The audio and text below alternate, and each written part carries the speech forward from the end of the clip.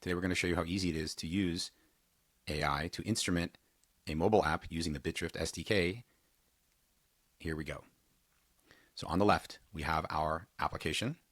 In the middle, we have the README for the application's repo.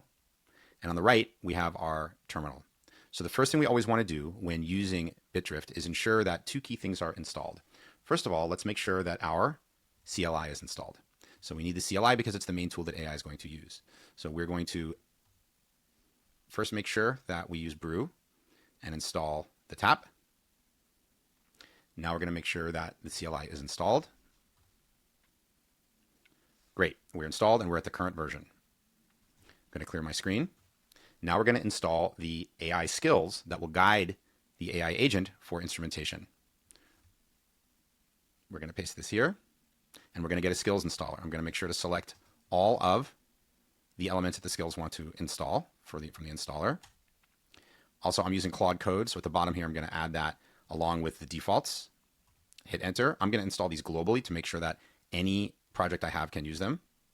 And I'm going to use the symlinks so that it's not making duplicates of the skills. It's just going to be symlinks to the main skills repo.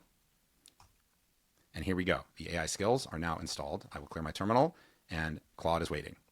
So we have the app open. It's ready to go.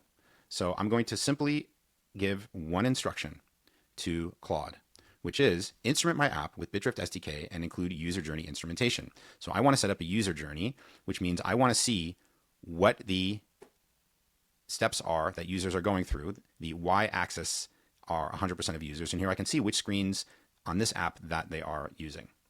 So I'm going to hit enter here, and we're going to wait, and Claude is going to follow the skills and instrument the app.